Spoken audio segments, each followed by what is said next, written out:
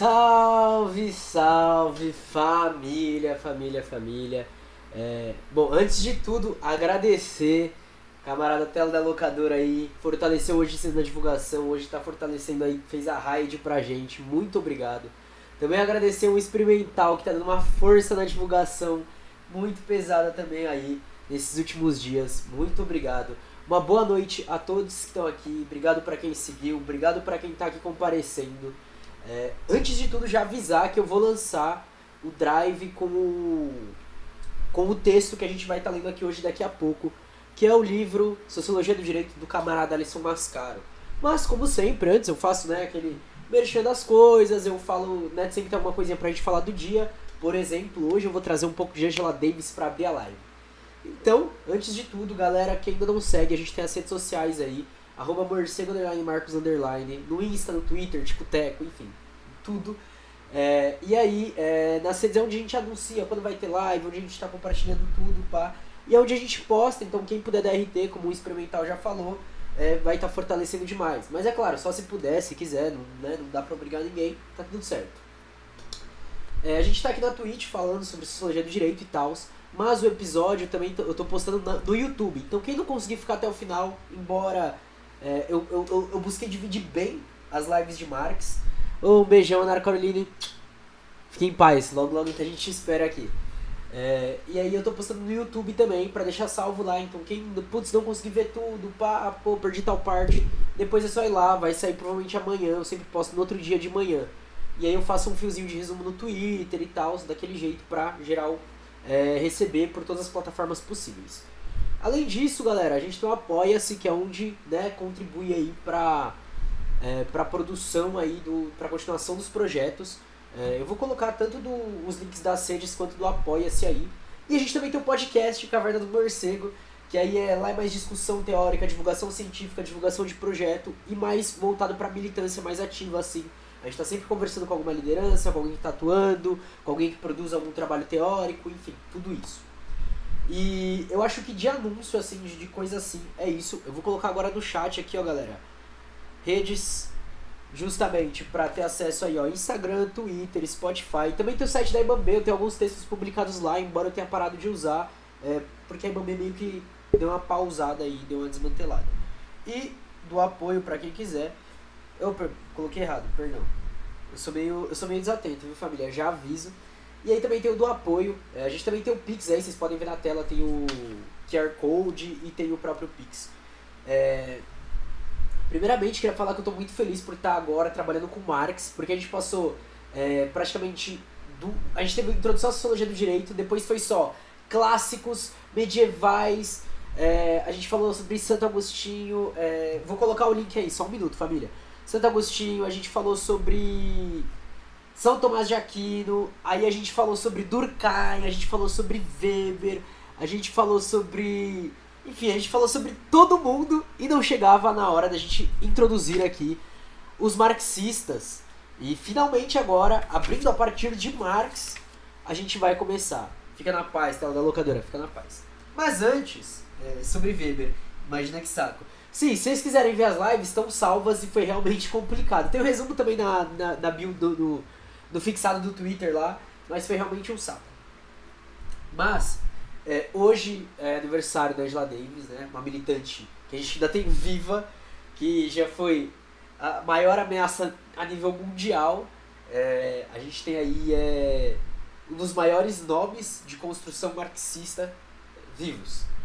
E aí, tem uma frase dela que foi postada pelo Tese 11 hoje, que me pegou bastante, Que é, cara, sabe quando você lê a frase assim, você fala, caracas, fiquei renovado, ainda mais vindo essa live hoje pra gente discutir sobre Marx, que é justamente, você tem que agir como se fosse possível transformar radicalmente o mundo. E você tem que fazer isso o tempo todo. E uma coisa que a gente tem tirado aqui dessas últimas lives é que tá sendo um momento de... tanto de reconstrução teórica, mas de voltar para ativa naquela pegada de leitura, de discussão, de trabalhar mesmo a questão da nossa teoria e também trabalhar o nosso desenvolvimento, colocar a prova no mundo real. E aí eu li essa frase e eu falei, caralho, é isso, mano? A gente tem que estar o tempo todo assiduamente olhando e falando, a gente vai fazer. E Eu acho isso sensacional. Como é que eu ajeitei aqui o chat. E eu fiquei muito feliz ao ver essa frase. E também tem um vídeo dela que tá em inglês, ele tá legendado. Eu não vou colocar na tela, mas eu vou dar play aqui e vou ir dublando ele conforme for falando, né? 30 segundos, é rapidinho, tá, família? Porque eu estou interessada primeiramente e principalmente na libertação do meu povo. Eu sinto que a política do partido, assim como sua prática... Nossa, a voz dela, eu amo ouvir ela falar. Tem sido a única abordagem consistentemente correta pela libertação negra. Veja, eu não acho que nós podemos falar sobre libertação negra sem derrubarmos o sistema. Sem acabarmos com a raiz das opressões das pessoas negras. Eu sinto que a única maneira de fazer isso é através de uma revolução socialista. Essas são as palavras de Angela Davis aí pra gente abrir a live. E já que a gente tá falando aí de mulheres socialistas, boa noite, Genomorrow, Genomogrow. Boa noite, camarada. Você usa o nick de Comuna Bicha aqui na Twitch também, camarada? Não, Comuna Bicha, na verdade, é um parceiro que fortaleceu muito na construção. Esse cenário aqui foi construído por ele, não o cenário daqui do fundo, da Twitch mesmo. Camarada, faz um tempo que ele não faz live, entendeu?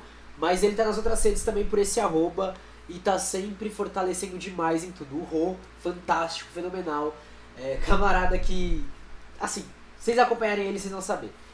Salve, salve, Lustralilis, boa noite, seja bem-vindo também, camarada. Aproveitando aí que a gente tá falando de Angela Davis, né, que é uma mulher socialista, eu queria mostrar aqui que eu tô com a camiseta feita pela Naeli, da Caverna do Morcego, com a imagem da Rosa Luxemburgo. Sempre que eu uso essa camiseta eu gosto de mostrar porque eu simplesmente piro nela e eu gosto de fortalecer o trampo da Naeli. Boa noite, Esquizão. Então, pra quem quiser, eu acho que é @lealnaeli, se eu não me engano. Enfim, sempre que eu posto episódio com alguma thumbnail, né, com alguma capa diferente, é ela que fez, tá? Então, um gole d'água e eu vou mandar aí o drive no chat pra geral ter acesso ao livro, tá? Nossa. Família, choveu e continua muito calor, velho, pelo amor de Deus. Vamos lá. O drive, então, está no chat. Se eu ver que chegou mais gente, depois eu mando de novo. Então, quem pegar aí o drive, a gente está no capítulo 6 agora, que é o capítulo sobre Karl Marx. No livro, se alguém tiver o livro, é a página 91. Opa, pode deixar. Fico feliz em saber disso, da galera, da gente se fortalecendo aí. Só que no PDF, eu sei que não é a página 91 direto, sabe? Mas é isso. Poli, você por aqui, camarada. Salve, salve. Aqui no Chover continua muito calor. Tá insustentável, de verdade. Tá insustentável, assim. Eu tô com o ventilador aqui, mas ele não dá conta. Você fica o dia inteiro no ventilador, hein? Salve, salve, Ciati. Muito obrigado aí pelo follow, camarada. Salve, salve, Silcorri. Seja bem-vindo também. Eu também tava com muita saudade do Poli também. Fazia muita cota que eu não via o Poli aqui. Fico feliz com isso. Poli também é outro camarada aí. Eu não sei se continua fazendo lives, mas acompanhe o Poli aí nas redes, acompanhem as lives do Poli. Camarada fantástico. Fantástico.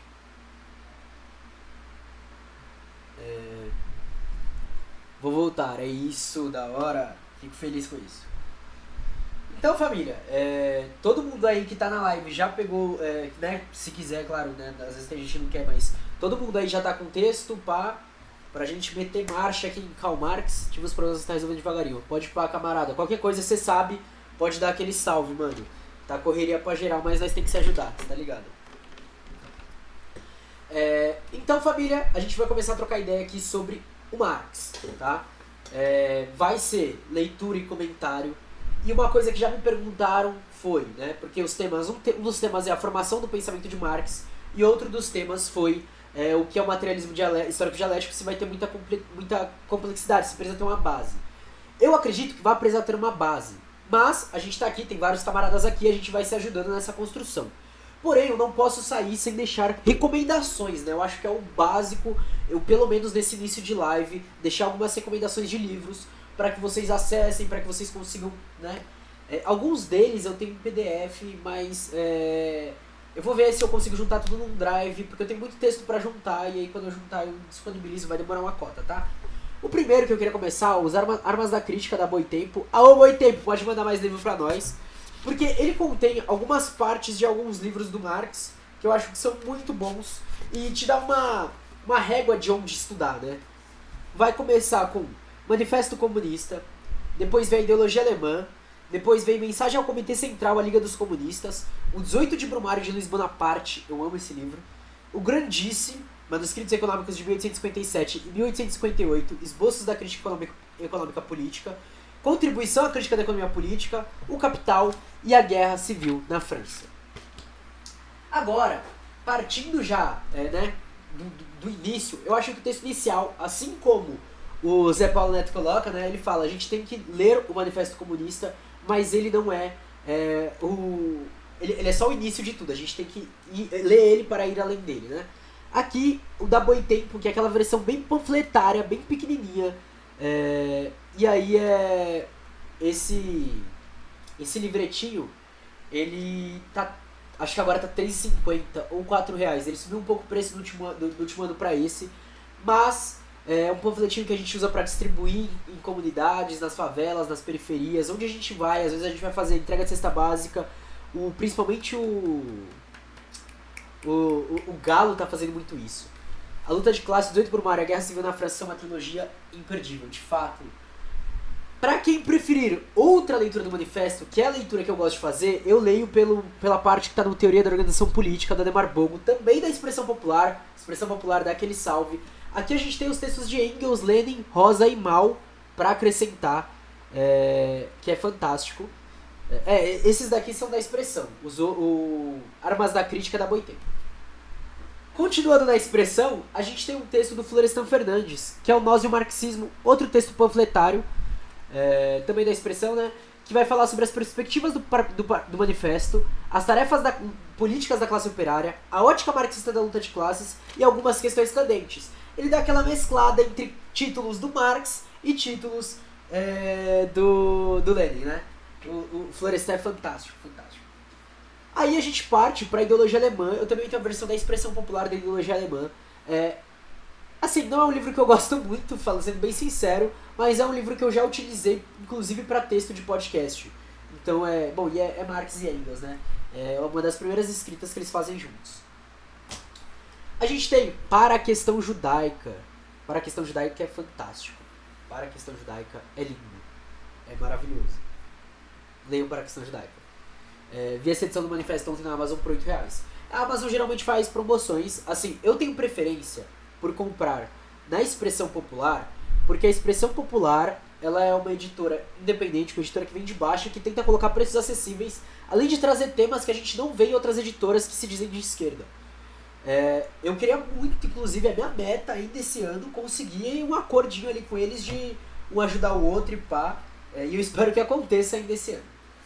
Aí a gente tem o 18 Brumário, de Luiz Bonaparte, que talvez seja o livro mais fantástico. Eu tenho um episódio do podcast sobre ele. Cara, eu amo esse livro. Eu amo. Apaixonado. Ele é todo grifado, marcado no meu que eu tenho aqui. Lenin, a Revolução Russa, da Expressão, é incrível aí. O do Florestan estava R$5. Fica na dúvida se eu deveria comprar, mas agora vou. Cara, leiam Florestan Fernandes. Eu acho que, assim, pra Brasil, a nível Brasil, tem 3 que eu considero base, que é Lélia, Clóvis e Florestan. Ainda tem outros que também são essenciais, mas esses 3, pro entendimento da sociedade brasileira, são os que eu sempre vou. Queremos esse feat. Ô, Expressão! Quero muito ler o 18 de Brumário. O 18 de Brumário é fantástico. Agora, 2 livros que já não são mais de Marx, mas que eu recomendo muito. Outro da Ademar Bogo, também da Expressão Popular, que é Marx e a Superação do Estado. Pra quem tá mais tempo aqui sabe que minha área de estudo é a questão do Estado, e nesse livro ele conseguiu consolidar bases econômicas, a estrutura política, capitalismo, o que é revolução e como pensar o socialismo. De forma completa, trazendo muita citação, trazendo muita... Sabe, tipo, é um livro completo. O Ademar Bogo, inclusive, ele tem contato com a teia dos povos, então ele tá inserido aí na nossa luta diária. E um que eu ainda tô lendo, mas que pela carga bibliográfica, não tem como eu deixar de falar aqui, é Karl Marx, uma biografia do José Paulo Neto pela Boitempo. Esse livro é uma bíblia isso daqui, né? O Poli. Lê na ordem, o Luta de Classes, o 18 Brumário, Guerra Civil na França. É isso, de fato, de fato. Emily Kleiser. Problema de comprar direto do editor é que eu moro na Bahia, o frete parece que eu moro no Japão, o livro é 5, o frete é 20, não tenho como. Boto fé. Então, família, vamos fazer o seguinte. Olha o que eu vou propor aqui, se vocês tiverem coragem. Chega lá no Twitter ou no Insta e posta assim, tipo, @expressão popular, forma um acordo de cupom com a Caverna do Morcego, alguma coisa assim. Tá ligado? O Revolution tem, eu sempre uso deles. Sempre tá ativo um deles, eles têm Revolution 20 e tinha mais um, enfim. E os cupons eles dão uma ajuda, tá ligado? Então às vezes se lançar lá dá uma ajuda. Pô, o ideal é comprar vários livros ou arrumar alguém na capital que compre e te mande por correios. Isso daí também é uma opção. É real uma opção. Inclusive assim que eu voltar pra São Paulo eu vou fazer um sorteio já tem um livro separado. Faz tempo que eu não faço sorteio pela Caverna, a gente vai fazer isso daí. Eu quero voltar, tipo, trazer pelo menos um a cada 2 meses, assim, pra dar uma ajudada, porque é foda. Enfim, família. Entrou mais uma galera, vou colocar novamente o Drive aqui no chat. Lembrando, quando eu paro, porque vão ser, tipo, a introdução de Marx, aí um subcapítulo e outro subcapítulo. Nesses intervalos eu geralmente abro pra perguntas e tal, etc. Mas geralmente eu não me ligo de vocês estarem comentando no meio enquanto eu tô lendo, tá? Principalmente quando é coisa que agrega, ou é pergunta, que é na hora, assim, se sentiu a dúvida, tudo, eu sempre respondo na hora. Eu prefiro desse modo, eu não gosto de ficar lendo sozinho, tá? Então tá aí o Drive, a gente tá no capítulo 6 sobre Karl Marx. E, enfim, eu li essa introdução já e eu gostei bastante dela. Eu gosto de como o Alisson fala sobre Marx. Se alguém achar alguma live dele na internet falando sobre o Marx, vejam. Eu tive aula com ele falando sobre Marx e assim, é brilhante, é brilhante. Então, vou começar, tá, família? Capítulo 6, Karl Marx, página 91. Karl Marx, que nasce em 1818 e morre em 1883, representa um momento ímpar incontornável do conhecimento a respeito da sociedade. Pode-se dizer que Marx é um dos pilares da sociologia, ele é tratado como um dos 3 porquinhos, né, ao lado de Durkheim e Weber, porém, peculiarmente, também é o grande negador da própria sociologia, caso se tome esta como uma disciplina apenas universitária, sem posição política em face da realidade que estuda. Uma frase que marca muito o Alisson Mascaro, que marca pra mim, é que quando ele fala, o Marx, ele não vai ser só um sociólogo, mas ele vai conseguir implodir a sociologia. Ele vai romper com os limites da sociologia, com essa sociologia voltada para o ambiente burguês, e como a gente viu em Weber, que é aquela que tende a colocar como ciência neutra. Ele vai olhar e falar, que, nada disso, jamais. Para Marx, há uma imbricação entre pensamento e ação. No modo de produção capitalista, o saber sobre a sociedade permite sua transformação. Daí não se pode pretender uma ciência social indiferente à prática social. Como toda a compreensão a respeito da sociedade é também uma tomada de posição a seu respeito, decorre disso que a sociologia, para Marx, não é um saber apenas teórico, nem uma enciclopédia de fatos e transformações sociais. No limite, é a própria compreensão da sociedade para transformá-la. Acho interessante isso que a gente já pontua, que a sociologia, então, ela vai ter que também pensar a transformação da sociedade, né? Tem uma citação, uma nota de rodapé, do Márcio Bilharinho Naves, em Marx, Ciência e Revolução. Marx elaborou uma concepção teórica objetivamente comprometida com o interesse da classe operária. Ela é rigorosamente a expressão teórica da luta de classe operária, e só pode ser compreendida a partir desse vínculo essencial. É por isso que ler Marx significa perseguir essa extraordinária aventura intelectual e política, na qual ele não cessa jamais de criticar as representações burguesas e pequeno-burguesas, dentro e fora do movimento operário, que funcionam como obstáculos para o conhecimento científico das relações sociais capitalistas. Para Marx, trata-se de conhecer as determinações do capital para que o movimento operário possa fundar uma estratégia de luta consequente contra a dominação de classe burguesa, isto é, que permita aos trabalhadores colocarem desde já o objetivo do comunismo. Salve, salve, camarada GG Underline Lote, seja bem-vindo, camarada, muito obrigado aí por estar compondo a live e a trupe dos morcegos. Opa, Natasha FPO também, seja bem-vindo, camarada, seja bem-vindo, mas calma aí que esse barulhinho aí foi diferente. Muito obrigado pela inscrição com o Prime, camarada. Muito obrigado pela inscrição com o Prime. Enfim. Cadê? Ai, começou, não é? Começou. Já tô com o negócio aqui aberto, se acontecer qualquer coisa, relaxa, família, relaxa.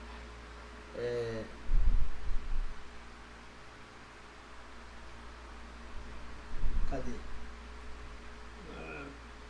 Não consigo nem pegar o arroba, enfim. É isso. Já tá aqui aberto aqui. G. Frank, cadê você? A pessoa ela vai entrar aqui, vai começar falando Bolsonaro 2022 e vai sair falando Viva Marx, Viva a Revolução Proletária. E é isso. Quanta gente aqui... Mano, tô muito feliz com muita gente aqui trocando ideia sobre Marx. Assim, Marx, tanto é o principal marco da sociologia, quanto o seu principal navegador. Não se trata de estabelecer um conhecimento universitário ou autorreferenciado. Repara que aqui a gente já tem um marco que é diferente de todo mundo que a gente viu aqui atrás, desde a pré-sociologia moderna. Ele não está falando de um conhecimento universitário ou autorreferenciado, sem ter por base as contradições da realidade e o seu enfrentamento, o que é típico da sociologia estabelecida. Mas, ao mesmo tempo, trata-se de alcançar... Aqui, ó, já vem com marca-texto já. Trata-se de alcançar as determinações científicas objetivas da sociedade, a fim de que, exatamente por meio da ciência, se faça a revolução. Ciência e revolução. Natasha, agora agradecendo corretamente, muito obrigado pelo Prime, de verdade, camarada, tá fortalecendo demais aí o projeto. Fico feliz demais com a presença e com o apoio. Devido às características engajadas da junção entre ciência e revolução em face do pensamento de Marx, ocorre uma série de antagonismos, alguns deles forjados por preconceito e desconhecimento, outros deles advindos do combate às posições revolucionárias, ou por uma espécie de repulsa intrínseca às implicações da transformação social. Lembrando, família, entrou uma galera, se não tiver o livro, eu posso mandar o drive, é só comentar aqui, manda o drive, aí eu mando e já era, tá?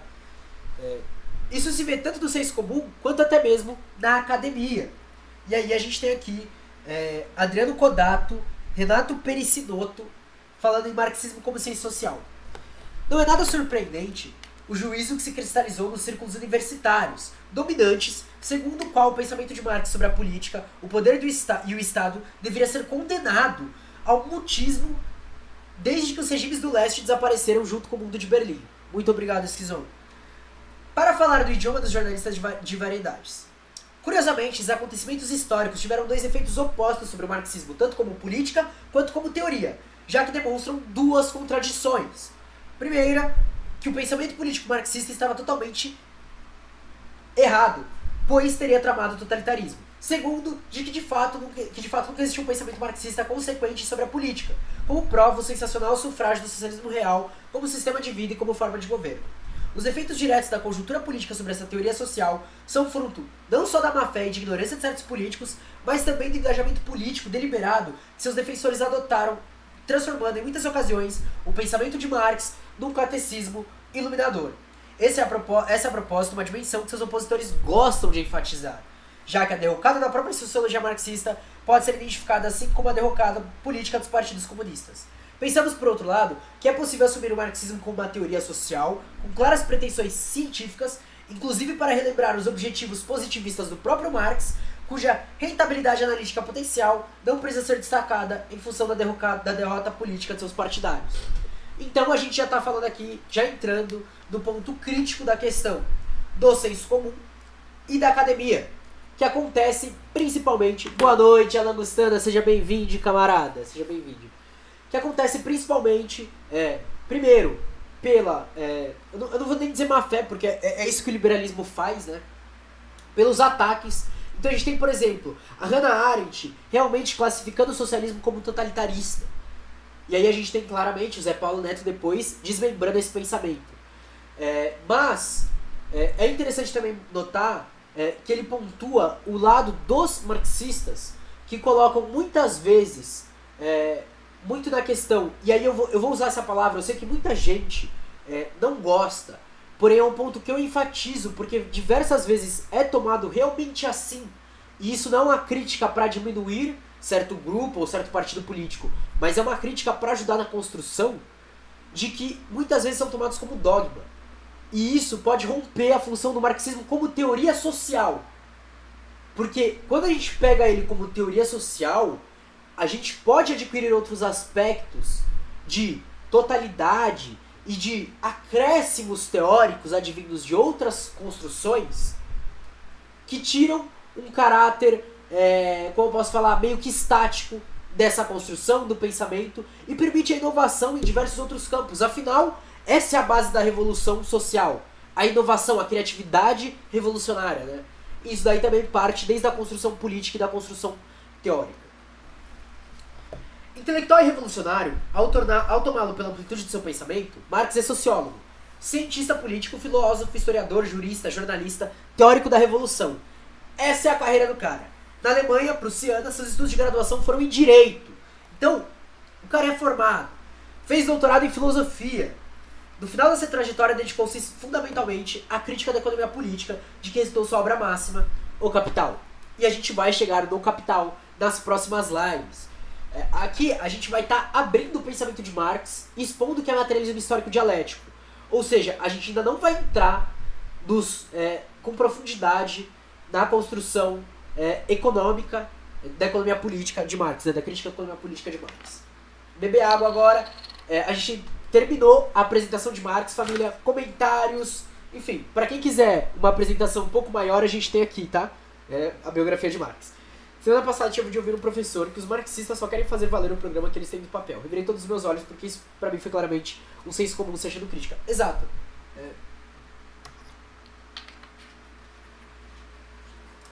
Um pouco maior, sabe? Também, é verdade, família. No teoria da organização política, a gente tem uma parte que se chama O Legado de Marx, que tem menos de 20 páginas. Menos de 20 páginas.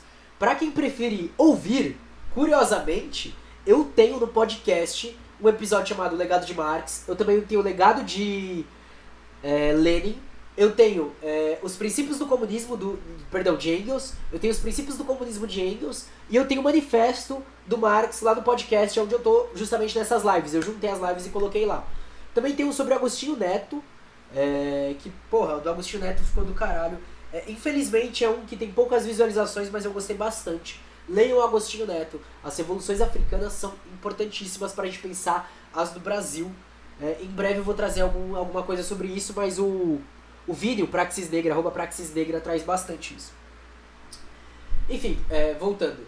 Então a gente tem alguns livros aí, como a biografia e o legado de Karl Marx no Teoria da Organização Política, que vão falar um pouco sobre a vida e a trajetória de Marx. E eu gosto de enfatizar sempre, porque eu sei que às vezes alguém que não é marxista vai ver essa live e tal, não sei o quê, pra também tirar o senso comum, antes de entrar na crítica da faculdade, porque eu acho interessante eu falar disso, tirar também do senso comum que Marx foi um vagabundo.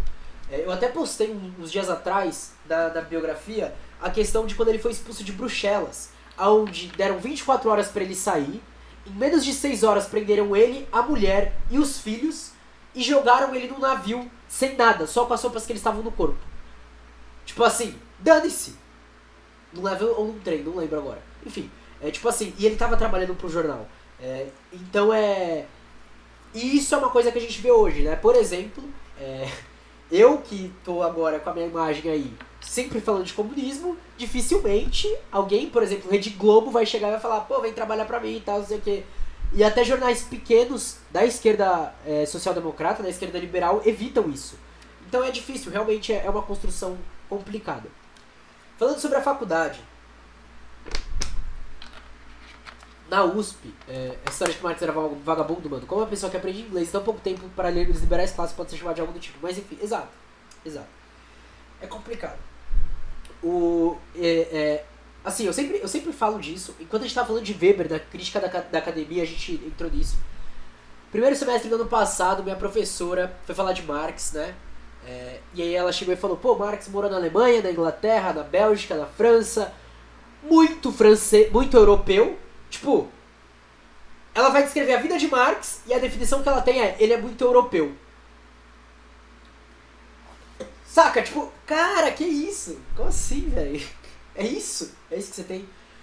Dentro dentro da USP, a gente tem alguns professores de história marxistas e tal, mas a única matéria que carrega marxismo no nome e propõe uma teoria geral, crítica, é a do Alisson Mascaro. E, cara, é bizarro isso, porque demorou anos pra ele colocar. A gente ainda tem ali na USP, dentro da história, alguns professores marxistas, algumas grades marxistas, mas muitas vezes não vem explícito isso, porque sabem dos impedimentos que acontecem. E aí surge o reducionismo de quem é Marx, da luta de Marx, da trajetória de Marx, das críticas e construções acerca do pensamento, né? Assim, acho que dentro dos marxistas a gente vai ter, tipo, trabalhar com Gramsci, Adorno e Horkheimer, máximo. Assim, isso daí é máximo. Se você citar Lenin, cara, você já tá entrando num terreno arenoso aí. Pro professor querer zerar a sua prova é fácil. Eu tô com medo de ter meu trabalho zerado, porque eu tô trabalhando com Weber e Marx, porque eu tô colocando a questão do Manifesto Comunista, porque é o livro que ele pediu pra colocar se fosse usar Marx. Se ele me tirar minha nota por causa disso, eu vou ficar bravo, hein? Vou ficar nervoso, velho. Enfim, aqui na UNB só tô ligado em uma disciplina com marxismo no nome, é do Instituto de Ciências Políticas, Teoria Marxista da Sociedade ou algo assim, difícil. Também complicado. E olha que a UNB, embora seja em Brasília, é uma das boas pra essas discussões. Mas só tem uma disciplina com o nome marxismo. É foda. É isso, família. É isso. Então a gente entra aí agora no capítulo 6.1, que se chama a formação do pensamento de Marx.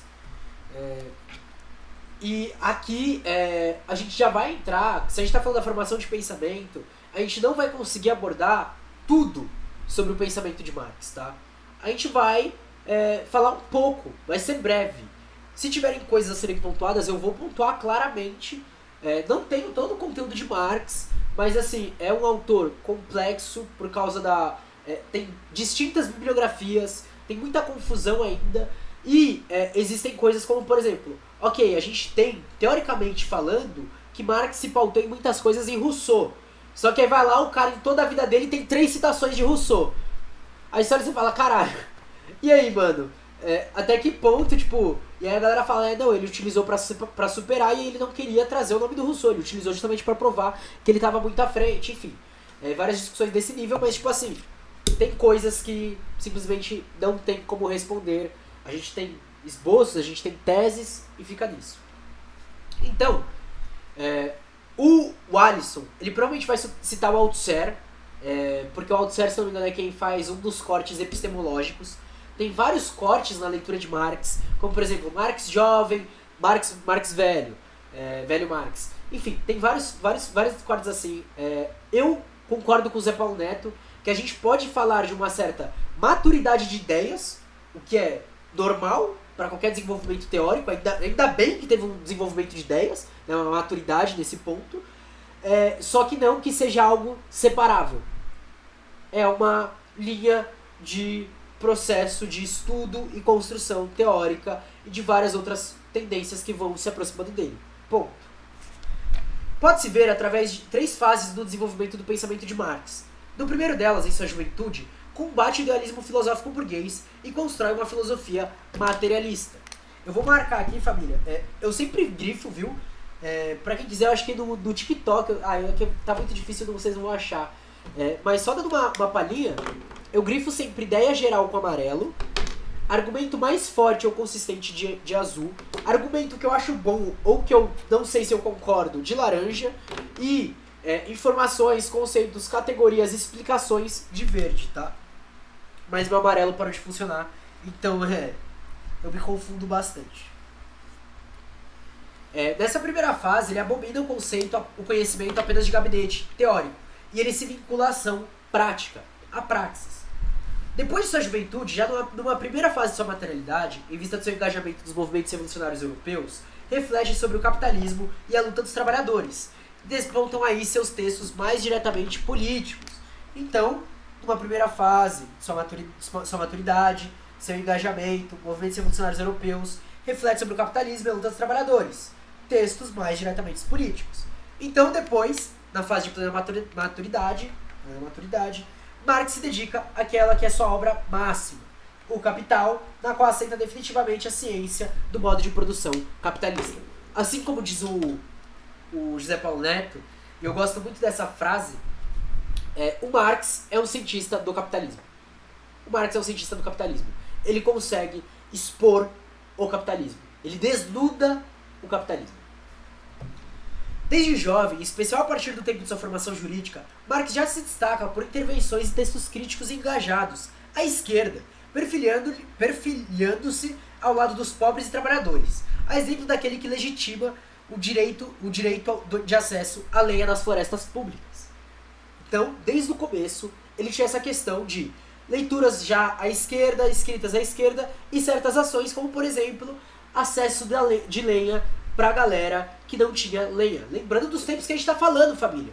A gente tá falando aqui de antes de 1849. A gente tá falando de quando Marx não tinha 30 anos de idade.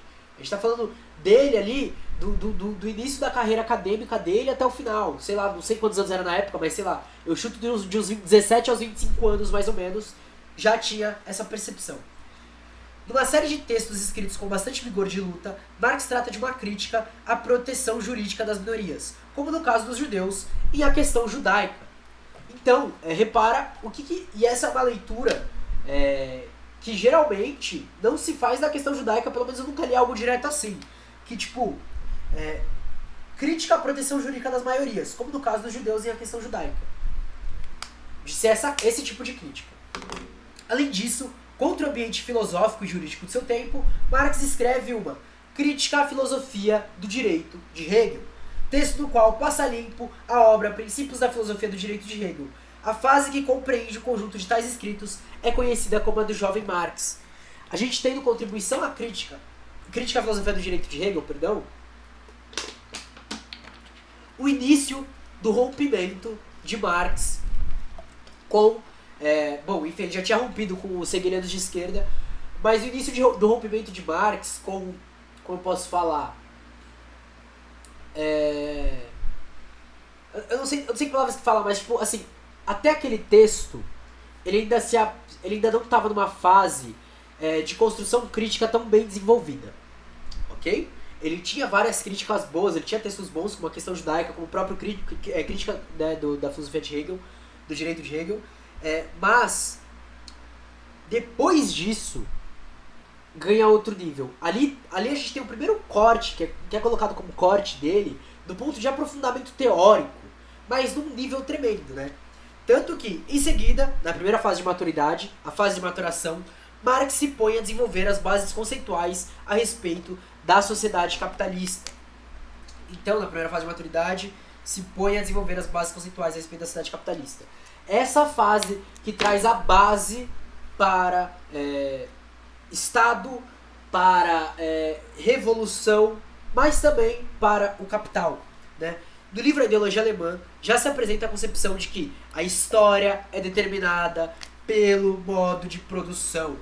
Então a gente já tem aqui, antes do manifesto, já colocado a questão do modo de produção, compreendendo as relações sociais a partir de sua materialidade, afastando-se assim, aqui é o que eu queria colocar, da tradição filosófica alemã idealista, que imaginava que as ideias determinavam a realidade, quando exatamente se tratam do contrário. A partir daí já se permite vislumbrar a imagem de que a sociedade tem uma base, infraestrutura produtiva, a partir da qual se levanta uma superestrutura jurídica, política e cultural, tal qual um edifício com alicerces determinando as paredes. Aqui já é o início de uma leitura altusseriana da coisa, tá? Calma aí, que a infraestrutura, a base, a infraestrutura produtiva, a partir da qual se levanta uma superestrutura jurídica, política e cultural, tal qual um edifício com os alicerces determinando as paredes. Nas obras subsequentes, Manifesto Comunista e o 18 Brumário de Luiz Bonaparte, Marx, mergulhando nas lutas proletárias no final da década de 1840, observando ao mesmo tempo a reação contrária dos estados e das burguesias europeias, trata da união da classe trabalhadora como condição para um processo revolucionário internacional. trabalhadores de todo mundo, univos, é seu lema de encerramento do Manifesto Comunista. Em 18 de Brumário, Marx analisa o processo pelo qual Luiz Bonaparte dá um golpe na França, afastando a tradicional direção burguesa do governo. Marx descobre aí que o Estado se estabelece como forma social necessariamente capitalista. Ou seja, não importa a forma política que esteja à frente, dentro das condições atuais, do modo de produção atual. Cadê a frase? O Estado se estabelece como forma social necessariamente capitalista, independente daqueles que o administram, sendo ou não burgueses, governam o aparato institucional que é sempre do capital, permitindo a sua reprodução. Guardem essa parte, porque ela vai ser importante depois para quando a gente entrar na discussão sobre Pachucanes. Quando a gente entrar na discussão sobre Rocho e Tachols, sobre teoria do valor, sobre teoria do direito e sobre teoria do Estado. Essa parte que começa a fundar essa linha de pensamento. No meio das disputas e antagonismos entre frações de classe no seio da burguesia, o golpe de Luiz Bonaparte foi o modo de afastar os setores burgueses do Estado para a manutenção da própria funcionalidade estatal, que é burguesa. Vamos lá. O Bolsonaro é um burguês? Não, ele não é um burguês. Ele foi militar, etc e tal, não sei o que, etc e tal, babá. Mas ele segue a linha olavista, que era apoiado por burgueses, graças a Deus. Ele não tá nem aqui pra ouvir mais essa live, enquanto vocês estão aqui. E aí, só que a entrada dele foi de base. A entrada de um governo fascista e proto-militar conseguiu rearranjar os lucros da burguesia. E de um governo que em vários pontos bate de frente com os ideais burgueses, de chegar e falar, não, a gente não quer isso, a gente não quer tal coisa, não sei o que. Inclusive a base burguesa dele está começando a se soltar, a se desprender, mas foi ele que ajudou a reorganizar o capital. Ponto. Mesma coisa, o golpe de Luiz de Bonaparte, sobrinho de Napoleão Bonaparte, que dá um golpe no mesmo dia, do mesmo modo, 18 de Brumário, etc e tal, toda essa palhaçada. A história se repete uma vez em tragédia, outra vez em farsa, e por aí vai. Cara, 18 de Brumário é muito bom, muito bom. E aí, todo o desenvolvimento posterior de Marx, só um minuto, deixa eu grifar aqui.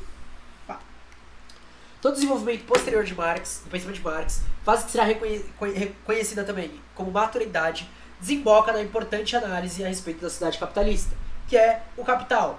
Marx publicou em vida seu livro 1, que contém suas bases conceituais principais, deixando os livros 2 e 3 quase acabados.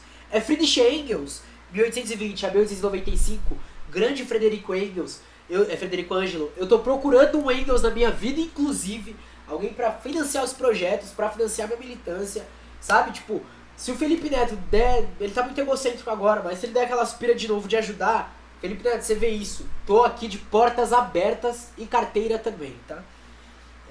Ele é intelectual e revolucionário e bastante próximo a ele, e é quem publica póstumamente esses textos. Nos apontamentos de Marx, previa-se ainda um 4º volume que não foi publicado. E aqui eu vou dar uma abertura, né, parênteses, cara, como que é o cara que o Lenin critica pra caralho? Que fez texto com Engels. Eu esqueci o nome dele, o social-democrata da Segunda Internacional, sem ser o Bernstein, o outro. Eu só lembro do Bernstein sempre, eu sempre esqueço o nome do outro. Kautsky, muito obrigado, JV Nicolini, seja bem-vindo, camarada, o Kautsky. Ele solta o 4º livro. Eu não cheguei a ler a questão de quais alterações foram feitas e tal, mas a questão é a seguinte: esse texto, por mais que ele tivesse começado a ser escrito, ele não era para ser publicado na fase que ele estava. Então surgem várias discussões se é um livro útil ou não, etc e tal. Eu não peguei na mão ele ainda, não li nada dele, então não tenho essa base. Voltando. Lastreando o Capital, e aqui o 4º era para ser um livro de fontes, não era? Então ele era para ser um livro de fontes de alguns conceitos específicos. Ele trabalha com alguns pontos menores da discussão geral do Capital, se eu não me engano é algo assim. Mas eu não tenho certeza realmente, assim, eu vi pouquíssimas discussões e não me lembro agora corretamente. O capital funda-se sobre o capitalismo, sua produção e reprodução, sua sociabilidade. Tá, ok? É só isso que eu queria marcar. Lastreando-se na crítica da economia política. Eu vou marcar aqui crítica da economia política porque é ponto importante para o estudo de Marx e para os estudos marxistas. Marx ele vai avançar ainda para descobrir os fundamentos da exploração capitalista. Então ele vai trabalhar com temas como mercadoria, valor, trabalho assalariado, subsunção real do trabalho ao capital, mais valor e acumulação.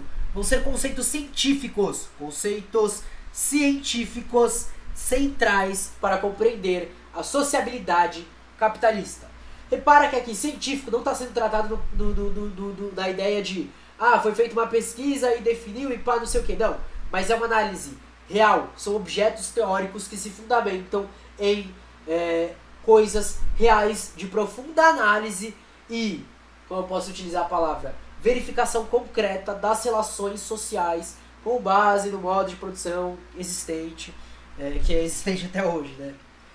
E aí, como não poderia faltar, a gente tá falando de Alisson Mascaro, embora, pontuação aqui, eu tô falando de autossérie, dele ser autosseriano e tal, mas, e principalmente nos últimos anos, o pensamento dele tá se aproximando muito mais de Pachucanes do que do autossérie, tá? E ele mesmo pontua isso, eu acho importante citar, pra não acharem que eu tô tirando ele dele, né, tirando o pensamento dele daqui. O estudioso mais contemporâneo, Louis Althusser, estabelece uma célebre sistematicidade da obra de Marx, apontando que há um corte epistemológico entre os seus textos da juventude e os da maturidade. Por corte epistemológico, e eu acho da hora ter essa definição aqui, porque raras vezes a gente vê essa definição. Então vamos lá. O que vai ser o corte epistemológico? Entende-se uma ruptura de métodos. Tá? A gente está falando de uma ruptura de métodos, onde ele abandona modelos burgueses para, enfim, descobrir e formular seu próprio método. É interessante essa linha de pensamento para análise teórica. Por exemplo, em trabalho assalariado e capital, ele utiliza... É força do trabalho que ele utiliza? Putz, eu tinha... tá escrito em algum lugar aqui, enfim. Ele usa, acho que é força do trabalho, força de trabalho, e aí depois ele utiliza... o Engels mesmo faz essa alteração, que isso posteriormente é mudado. Ele faz uma alteração no prefácio do trabalho assalariado e capital para dar uma categoria concreta para o que Marx estava se referindo, né? Ele estava se referindo à venda da mão de obra. Ele coloca tipo força de trabalho é força da mão de trabalho. Um negócio assim, eu não lembro agora as palavras teóricas certas. Hoje eu tô bem avoado, família, perdão. Mas é isso. Se alguém lembrar e puder colocar aqui essa alteração que acontece, eu ficaria agradecido. Em algum momento, após a juventude, vendo e fazendo jam. Salve, salve, Kinoko! Seja bem-vindo, camarada. Uma honra ter você aqui, camarada. Jantar, agora faz sentido. Vambora. Então, em alguns momentos, após a juventude, Marx alcança um esboço teórico que habilita avançar na compreensão científica da sociabilidade capitalista. Logo então, o pensamento de Marx será efetivamente marxista. Assim dirá Althusser. E aí agora a gente tem uma citação direta de Althusser. Um corte epistemológico inequívoco intervém na obra de Marx, do ponto em que o próprio Marx o situa, na obra não publicada em vida, que constitui a crítica de sua antiga consciência filosófica e ideológica, a ideologia alemã. Aí, citação, a ideologia alemã. Aí a citação dele não está contada aqui. Esse corte epistemológico divide assim o pensamento de Marx em dois grandes períodos essenciais. O período ainda ideológico, anterior ao corte de 1845, e o período científico, posterior ao corte de 1845. Esse segundo período pode, igualmente, ser dividido em dois momentos. O momento de maturação teórica, onde ele ainda está indo, e o momento de maturidade, que é quando ele chegou.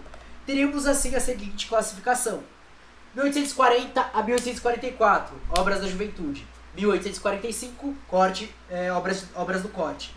45 a 57, obras da maturação. E de 57 a 83, obras da maturidade. Isso tá no Louis Althusser, do livro Por Marx, da editora Unicamp, tá? A Unicamp, salve, salve. Se vocês quiserem mandar livro, também pode mandar. Tô aceitando. O sentido do pensamento de Marx vai, então, de uma posição já de esquerda e crítica nas obras de juventude a outro patamar. A descoberta científica incontornável em seus textos de maturação e maturidade do modo de produção capitalista, o que mudou a compreensão histórica a respeito da sociedade. E aqui a gente encerra então a formulação do pensamento de Marx. Antes de entrar no materialismo histórico dialético, vou aproveitar aqui que já tem pergunta para responder. Aproveitem para comentar agora, família. JV Nicolini, você concorda com a separação do Althusser? Então, é inegável que existe uma ruptura metodológica em Marx, ok? Isso é inegável. Tanto que é tratado por alguns autores como se os textos dele antes fossem mais poéticos, enfim, mas dentro do próprio desenvolvimento, né? Porque agora eu tô lendo por a biografia que o Zé Paulo Neto fez. Você lê os textos, você lê com quem ele escreve, você lê onde ele participa de jornal e tal, você vai vendo tudo isso. Só que assim, eu não gosto de caracterizar como, tipo, ruptura de tipo, esse texto é científico e esse não. Eu até entendo fazer isso, eu também não acho que deva ser um grande centro de discussões, porém, como eu posso falar, eu prefiro trabalhar no sentido de continuidade e desenvolvimento teórico, ok? Até certo ponto, não tinha como ele escrever isso, não significa que não fosse científico os textos dele. E até que fosse científico, mas em outro sentido, como no sentido acadêmico. Mas ali ele teve contato com certas questões e ele colocava certas críticas que já eram muito mais profundas do que qualquer crítica à esquerda que existia. Então você olha e você fala, pô, ok, ele ainda não chegou no materialismo histórico dialético, mas antes dessa fase científica ele não já tinha uma parte disso, ele já tinha um pouquinho disso, saca? É esse questionamento que me pega. Porém, quando você começa a destrinchar os textos, a destrinchar a vida, você vê muito claramente a diferenciação de construção metodológica dele. Fato. Só que, sabe, tipo, eu não acho que... A pessoa quando ela é mais jovem, geralmente, não cabe a todos, depende, é claro, das questões concretas, mas é a mesma coisa que acontece com Rosa Luxemburgo, tá ligado? Exceto a Acumulação do Capital, que é um texto à parte dela que eu acho fodástico. Mas os textos delas de 1888, 1889, 1890, 1900, eles são bem poéticos, são mais sentimentais, são mais jornalísticos, são mais pra engajar certo grupo e tal, não sei o que. Depois de 1903 e 1904, a gente já tem um acréscimo teórico dela. Por quê? Por causa das lutas que ela participou, por causa do que aconteceu com ela, por causa dos contatos que ela teve, etc e tal, não sei o que. E depois de 1914, então, nem se fala. Só que não poderia ser diferente por causa do que aconteceu com ela. E nem por isso eu vou chegar e falar, nossa, essa daqui é a Rosa jovem, aqui a gente tem um corte e aí ela muda totalmente a metodologia dela e tal, não sei o que. Não sei, sabe, tipo, eu acho que eu realmente ainda não tenho uma... Eu não li o Althusser diretamente, entendeu? Pra destrinchar como ele separa, vendo citações, porque aí tem uma coisa diferente também, né? A pessoa apresentar com um livro pra provar o ponto dela e tal, talvez faça sentido em certa parte. O Ademar Bogo, do Marx e a Superação do Estado, fala um pouco sobre isso, e ele não concorda muito não, e eu tendo a concordar com o Ademar Bogo. Eu gosto da leitura que ele faz, tá? Ou seja, Althusser esquartejou Marx. Cara, Ô louco, camarada Snipes. Primeiramente, uma honra ter você aqui, camarada. É isso, né, mano? Pra ver até as veias do cara, pra ver tudo, pra ter a complexidade de total ele esquartejou. Não, mentira. Concordo com você, obrigado pela resposta. Não é pra negar que a produção teórica de Marx foi um processo de desenvolvimento intelectual, não acho que foi uma ruptura. É isso. Que eu não sei também, eu acho ruptura uma palavra muito forte pra definir isso. Não sei se a nível conceitual é aceitável, mas eu acho muito forte. Não gosto dessa palavra, sabe? Tipo, ruptura parece que ele, tipo, começou a olhar pro outro lado.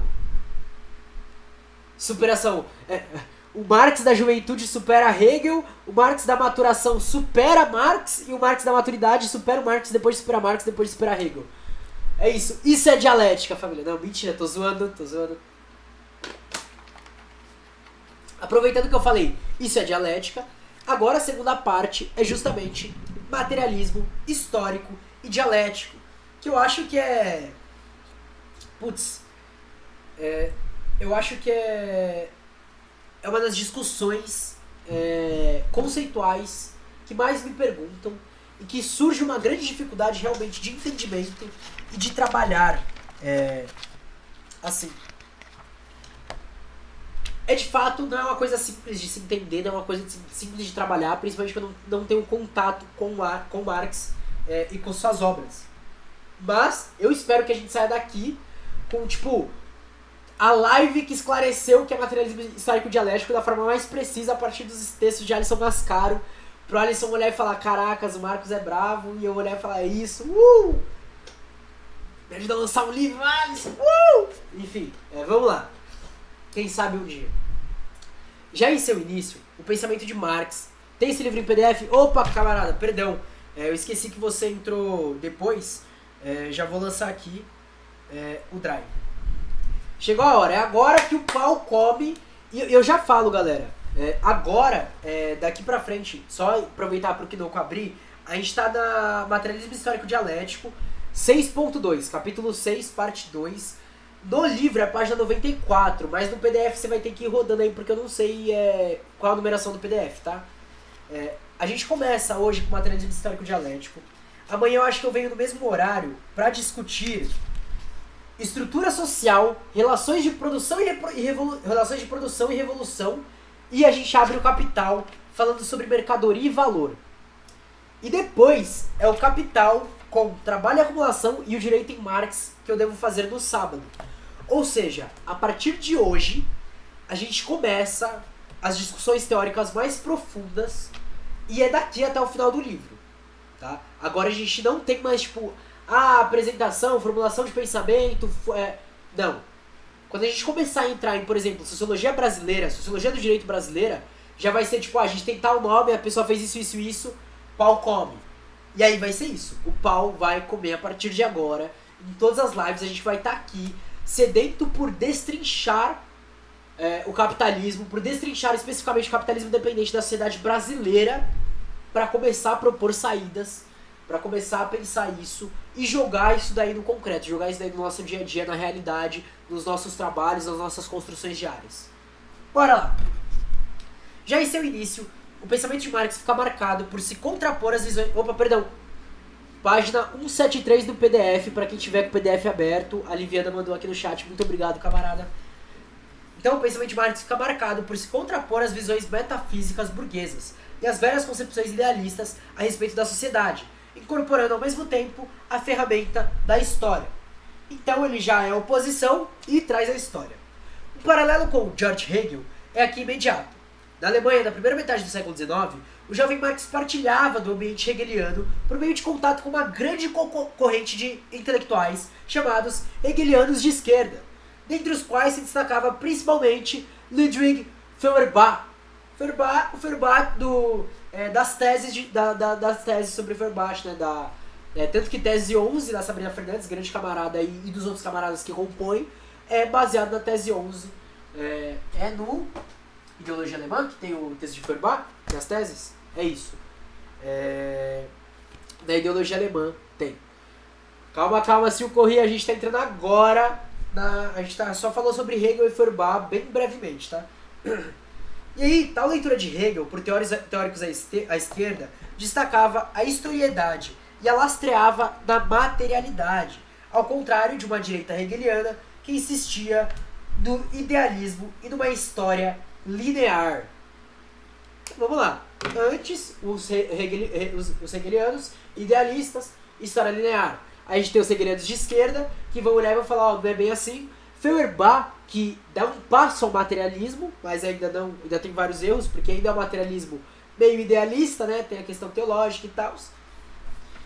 Ao contrário dos pensamentos modernos, como o de Kant, que buscavam uma racionalidade com pretensões históricas, Hegel inaugura a reflexão contemporânea, tendo por base a história e a mudança, desenvolvendo seu pensamento mediante a ferramenta filosófica da dialética.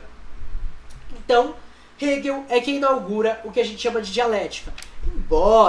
Embora para dialética clássica a gente possa voltar para Platão, Aristóteles, a gente tem ali um germe da dialética, tá? Marx, desde jovem, também combateu o pensamento idealista e universalista moderno, calcado na harmonia e na concórdia, o que o faz estar mais perfilhado aos hegelianos. Ocorre que Marx partilha do hegelianismo apenas uma parte. Então vamos lá, vamos ver o que ele partilha do hegelianismo. Vamos lá, deixa eu marcar aqui. sua visão é evidentemente social e histórica, ou seja, do homem concreto em sociedade, da sua ação e do seu trabalho, diferindo das abstrações sobre o homem, a sociedade ou o Estado em si mesmos, a partir de mera especulação teórica, o que era típico do pensamento hegeliano. E tem a dialética oriental, que a gente mal conhece. Prefeito J.V. Nicolini. Inclusive, uma camarada falou, não sobre dialética oriental, mas uma camarada começou a falar sobre a questão de trazer aqui pra Twitch, eu e ela, um pouco de marxismo e as questões raciais voltadas pro continente africano, né? Em parte, a gente vai trabalhar com o continente africano. O que eu acho da hora é a gente começar a explorar essas outras questões, né? Se a gente está trabalhando com desenvolvimento histórico, né? Não no sentido linear, mas no sentido de processos que acontecem, a gente precisa trazer isso até para pensar, olhar e falar, caralho, tem muita coisa que, por exemplo, a Rosa vai olhar em sociedades que já não existem mais, para olhar e falar, ó, isso daqui é uma coisa que ajuda no pensamento de hoje capitalista, ou isso daqui é uma coisa que vai ajudar na nossa construção de pensamento. E aí a gente tem uma sacada até para as particularidades e universalidades que existem dentro da própria Revolução Socialista, né? A gente precisa pensar em todo esse contexto, em toda essa construção, em toda essa pluralidade que existe de como eu posso falar, de construção social ao redor do globo, né? Diferente daquela pessoa que não pode mais falar para defender que a Terra é plana, do globo. Então, o acento de Hegel é na consciência, o de Marx na realidade. Essa é a diferença, né? A principal diferença. É por isso que se pode dizer que, se pelo ambiente de sua formação Marx embebeu-se do hegelianismo, o fez apenas parcialmente e sempre contrastando com o idealismo hegeliano. Se na juventude fica visível essa ambientação e referência já crítica a Hegel, e reparem, e aí JV, ó a questão a questão do corte epistemológico. Já na juventude ele já tinha essa concepção crítica a Hegel, tá ligado? Ele só dá um embasamento maior e mais profundo depois de 1845 por causa de tudo que ele passa, mas isso daí era uma coisa que ele já tinha uma base. Pô, que bacana, é fundamental se apoiar nas lutas dos povos oprimidos do mundo inteiro. Visão, essa é a frase. Na obra da maturidade de Marx, em especial em O Capital, seu método é totalmente singular, autônomo e original. A sociedade passa a ser entendida no nível de produção, vamos lá, a sociedade passa a ser entendida de produção, no nível de exploração econômica e de suas contradições de classe. A dialética marxista, ao contrário da hegeliana, tem em vista necessariamente a revolução. E aqui a gente tem Marx Naves em Ciência e Revolução falando. A dialética, diz Marx, é um incômodo e um horror para a burguesia. Porra, interessante. Se é um horror para a burguesia, a gente tem que usar mesmo. Exatamente porque ela não permite apenas a compreensão da estrutura social capitalista, mas também o entendimento de sua desaparição inevitável. Isso porque a dialética, ao apreender as formas sociais de seu movimento contraditório, também apreende seu caráter transitório, não se deixando impressionar por nada. Por essas razões, a dialética em Marx é crítica e revolucionária. A dialética em Marx, portanto, é o estudo das contradições da sociedade burguesa, das lutas de classe que a corta de modo irreconciliável. É um estudo também, consequentemente, das condições de possibilidade da resolução dessas contradições, do processo revolucionário que os trabalhadores conduzem em direção ao comunismo. Hegel é o primeiro grande pensador contemporâneo a dizer que a análise da sociedade não se dá por uma razão que estivesse em cada indivíduo, nem por uma racionalidade eterna ou imutável. Para compreender a história, suas contradições e a sua mudança, lançou mão de um método inovador, a dialética. Embora a palavra já existisse há muito tempo, no passado o termo designava uma ferramenta de argumentação do diálogo, e por isso se pode dizer até mesmo dizer que Sócrates e Platão eram dialéticos, porque argumentavam na forma de diálogos. A sua concepção como filósofo é de Hegel, inexistindo anteriormente. Então, conceitualmente, a gente está falando de uma nova dialética. Filosoficamente, a palavra dialética, remetente à ideia de dual, o que quer dizer a respeito de dois lados, duas posições. Então, filosoficamente, remete à ideia de dual, o que quer dizer respeito de dois lados, duas posições. Trata-se de uma compreensão que irá buscar, e aqui é o ponto, ela irá buscar os antagonismos, as oposições, a contradição, os interesses contrapostos, a exploração de um pelo outro na sociedade do pensamento. É um método que começa do conflito. Pensar dialeticamente é entender os conflitos e as lutas da história, os interesses contraditórios e as grandes contraposições sociais. A dialética busca compreender as dominações e seus mecanismos. Pô, fantástico. Quem são os exploradores e os explorados, os injustiçadores e os injustiçados, em cada etapa da história humana. No movimento de conflito e negação, dá-se a superação e se prefaz a mudança histórica. A partir das contradições históricas, torna-se possível o entendimento de como cada sociedade historicamente se organiza, suas rupturas, suas conservações, suas injustiças e as partes em jogo. Da ciência da lógica, em sua enciclopédia das ciências filosóficas em compêndio, diz Hegel, agora trazendo uma citação de Hegel que tem no próprio texto. A dialética é esse ultrapassar imanente, em que a unilateralidade, a limitação das determinações do entendimento é exposta como ela é, isto é, como sua negação. Todo finito é isso, supra-assumir-se a si mesmo.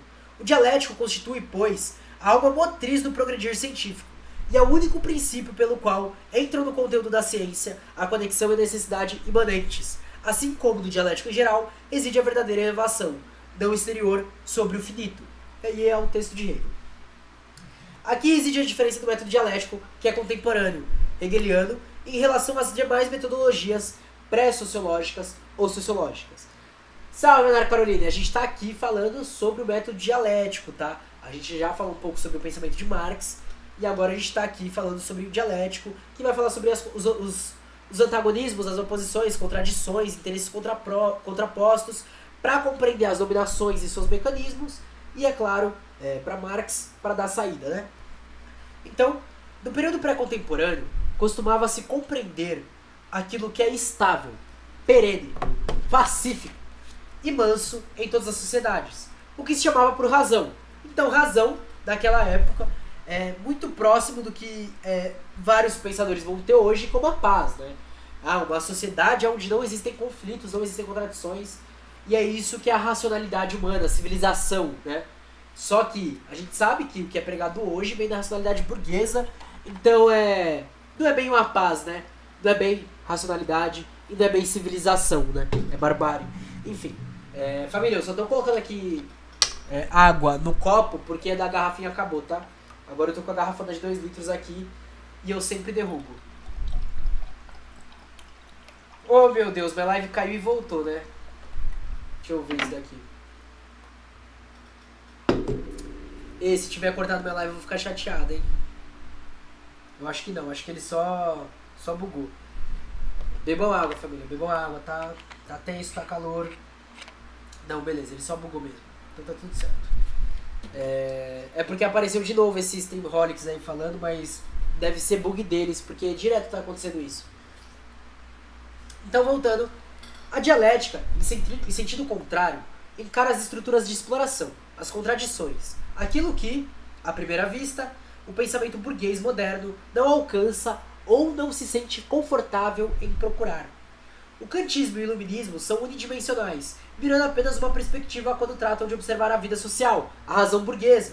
São compreensões harmônicas da sociedade, baseadas na moralidade e na racionalidade individuais, no contrato social e etc.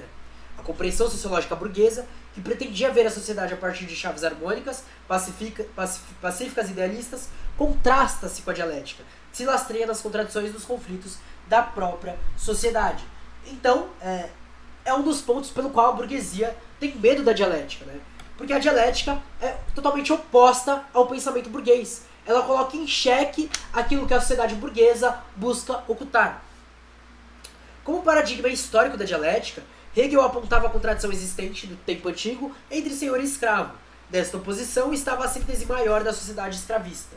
Lembrando que da época que Hegel está escrevendo e que Hegel, eu não sei em qual texto, mas estava inclusive uma discussão esses dias no TT, que ele foi racista em diversas vezes, tá? Por meio dela se explica o modo de produção correspondente e os grandes interesses em jogo.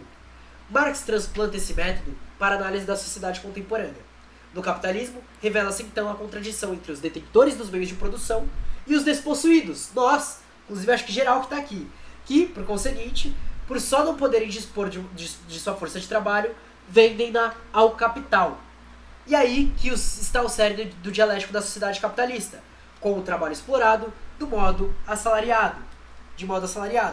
Ou seja, nós temos a famosa contraposição, colocada por Marx já em Manifesto Comunista, entre o capital e o trabalho assalariado. São duas coisas que, tome tento Lula, não se unificam e não se conciliam. São extremamente contraditórias. Hegel ainda propunha a ver a dialética como uma lógica filosófica. Em cada conflito há uma tese e uma antítese, ou seja, duas posições de contradição num processo de exploração. E aqui tem a citação do Friedrich Engels em Dialética da Natureza. Para quem quiser uma base disso, tem o Anti-Düring. Eu não cheguei a ler Dialética da Natureza, tá? Então vamos lá. Nota de rodapé, nota 6 do capítulo. De um modo próprio, e que depois se tornou canônico em muitas interpretações marxistas, Engels assim tratou da dialética hegeliana. Abre aspas. É da história da natureza e da história da sociedade humana que são abstraídas as leis da dialética. Estas são apenas as leis mais gerais dessas duas fases do desenvolvimento histórico, como do próprio pensamento. Elas se reduzem, mais precisamente, sobretudo a três: lei da conversão de quantidade em qualidade, e vice-versa, lei da interpretação dos opostos, interpenetração dos opostos, e a lei da negação da negação. Todas as três foram desenvolvidas por Hegel em seu modo idealista como simples lei do pensamento. A primeira na primeira parte de sua lógica, na teoria do ser; a segunda ocupa toda a sua segunda parte de sua lógica, que é de longe a mais importante, a teoria da essência; a terceira, por fim, figura como lei fundamental para a construção de todo o sistema. O erro reside em que essas leis, na condição de leis do pensamento, são impostas à natureza e à história, não deduzidas desta. O resultado, então, é toda essa construção forçada, muitas vezes, de arrepiar os cabelos. O mundo, querendo ou não, deve se orientar por um sistema de pensamento que, por sua vez, não passa de produto de determinado estágio de desenvolvimento do pensamento humano. Se invertemos as coisas, tudo se torna simples, e as leis dialéticas, que na filosofia idealista têm um aspecto extremamente misterioso, imediatamente se tornam simples e claras como o sol. Ele está falando de dar aquele caráter materialista para a dialética, né? Que eu espero que a gente entre daqui a pouco já. E na dialética, um dos lados só existe havendo outro. O conflito não se resolve numa composição entre as partes. Um lado não se reduz do outro. Não há meio termo. Ninguém poderá ser menos senhor, nem escravo pela metade. Quando as posições são resolúveis, isto é, quando é possível se chegar ao meio termo entre elas, é porque aquela dialética não tratava das grandes questões estruturais da sociedade. Importante isso, marcando aqui. As decisivas e efetivas contradições sociais somente se resolvem com a superação dos seus próprios termos. Então, vamos lá. A gente tem o agronegócio, latifúndio, pá, burguesia, e a gente tem nós, os despossuídos, quilombolas, movimento indígena, pessoas de quebrada, de periferia, galera pobre, movimentos populares, movimentos sociais, movimentos culturais, movimentos de identidade, toda essa porrada de gente aí. A gente vai resolver a situação sentando com o banqueiro, sentando com o latifundiário e conversando, ou passando por cima deles, expropriando o meio de produção, tomando tudo pra gente e construindo uma nova sociedade lastreada em novos meios de produção, lastreada em uma nova sociabilidade, em novas relações sociais de produção. Dica é a segunda coisa. Só uma diquinha. No caso da dialética entre senhor e escravo, isso se dá com a superação do próprio escravismo, e não com a existência de senhores sem escravos ou escravos sem senhores, pois isso é uma impossibilidade lógica. E uma contradição, como uma parte não seduz a outra, como não há meio termo possível entre elas, em algum momento da história, ambas se destroem, e se chega então a um momento de síntese. Então a síntese é o choque direto. Quando não foi mais possível sustentar a relação dialética entre senhores e escravos, acabou o escravismo. Dessa superação surgiu como síntese o feudalismo, que representa outra dialética, que por sua vez, em sua dissolução, gerará outra dialética e daí por diante. Assim a síntese, e aqui é importante, não é o meio termo entre as posições da tese e da antítese. Como é essa síntese geralmente tratada em filosofia, ela é só isso. Mas aqui, não. Não é o aumento do trabalhador não é o aumento do salário do trabalhador que fará a superação do capitalismo. Pois ganhos salariais são ainda uma forma de manutenção do mesmo padrão de contradição capitalista assalariado. A síntese é a superação total dessa contradição e, portanto, o surgimento de outras formas de relação social histórica novas. Ok? Primeira, acho que ele abriu dialética de uma forma excelente. Deve-se ter em mente sempre, na análise social, o seu caráter histórico. Deixa eu grifar aqui, caráter histórico. As contradições são históricas, variáveis, mutáveis, de acordo com as condições novas de arranjo social, de acordo com as lutas e a organização dos explorados e dos exploradores. Não se trata de mera proposição desenvolvida no plano teórico. A contradição objetiva é que está em jogo, ao escravizado e o senhor, e este só existe porque explora aquele. Caso pare de explorar o escravizado, deixa de ser senhor de escravos. O escravizado não escolheu sê-lo, está nessa condição de escravizado por submissão. Cara, isso é do caralho. Está nessa condição de escravizado por submissão. Assim também com os detentores dos meios de produção e os não detentores, que portanto vendem sua força de trabalho ou ficam à margem da sociedade capitalista. As posições em jogo são objetivas e estruturais. Caracas, eu tô arrepiando aqui, família. Tal é a leitura que Marx fala da dialética já desde o início de sua obra intelectual. Por isso a insistência no contraste com a filosofia alemã idealista que descia do céu à terra, enquanto Marx buscava proceder exatamente de modo contrário. A dialética de Hegel está de cabeça para baixo. Marx apontava para a necessidade de desvirá-la. No pós-fácil da segunda edição de Capital, assim se expõe a diferença da dialética marxiana em face da hegeliana. Meu método dialético, e seus fundamentos, não é apenas diferente do método hegeliano, mas exatamente seu oposto. Para Hegel, o processo do pensamento que ele, sob o nome de ideia, chega mesmo a transformar num sujeito autônomo, é o demiurgo do processo efetivo, o qual constitui apenas a manifestação externa do primeiro. Para mim, ao contrário, o ideal não é mais do que o material transposto e traduzido na cabeça do homem. Critiquei o lado mistificador da dialética há quase 30 anos, quando ela ainda estava na moda. A mistificação que a dialética sofre nas mãos de Hegel não impede em absoluto que ele tenha sido o primeiro a expor, de modo amplo e consciente, suas formas gerais de movimento. Nele, ela se encontra de cabeça para baixo. É preciso desvirá-la, a fim de descobrir o cerne racional dentro do invólucro místico. Caracas.